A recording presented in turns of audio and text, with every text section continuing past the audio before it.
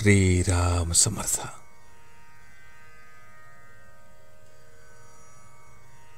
सत्पुरुषाची लक्षणे. जो पुष्कळांना मनापासून आवडतो तो मनुष्य चांगला. असा मनुष्य अजरामर होतो. तो निस्वार्थीपणाने राहून मनावर संयम ठेवतो. स्वतःच्या स्वार्थासाठी दुसऱ्याला बुडवण्याचा दुष्टपणा त्याच्याकडून होणेच शक्य नाही.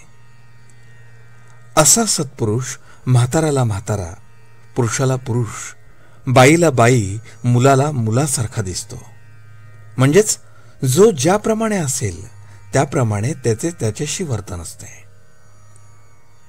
असा मनुष्य कोणाविषयी काही निंदा किंवा स्तुती बोलत नाही.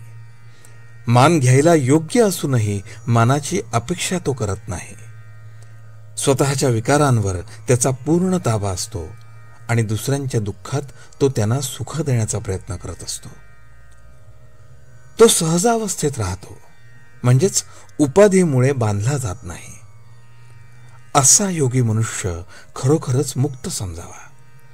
अशा लोकांनाच संत म्हणतात आणि ते जी जी कर्मे करतात ती भगवंताच्या प्रेरणेनेच आणि भगवंतासाठीच असल्यामुळे त्या कर्मांच्या पासून जगाचे कल्याण घडते. संतांच्या प्रत्येक कर्मामध्ये तुम्हाला प्रेम, दया, परोपकार, निस्वार्थीपणा आणि भगवंताची निष्ठा याच गोष्टी दिसून येतील. अंतरंग ओळखायला स्वतःपासून सुरुवात करावी. माझे चुकते कुठे ते पाहावे. दुःख भोगण्याची मला पाळी आली म्हणजे मार्ग चुकला म्हणावे. ज्याला सुखदुःख बाधत नाही तोच खरा समाधानी. मी रोज नामस्मरण करतो, 4 वर्षे माझे भजन नाही चुकले असे आपण म्हणतो. पण मी हे सर्व करतो अशी सारखी आठवण ठेवली तर काय उपयोग. मी मेहनत घेतो पण थोडक्यात नाचते ते या अभिमानामुळे. जोपर्यंत अभिमान सोडून भगवंताचे स्मरण मी करत नाही तोपर्यंत ते स्मरण कसे म्हणावे. भगवंताशिवाय इतर जाणीव ठेवून मी त्याच्याशी अनन्यपणे वागतो असे कसे म्हणता येईल. मी तुम्हाला खरेच सांगतो, तुम्ही रामाकडे कर्तेपण द्या आणि त्याच्या इच्छेने वागा. तुमची देहबुद्धी नष्ट झाल्याशिवाय राहणार नाही.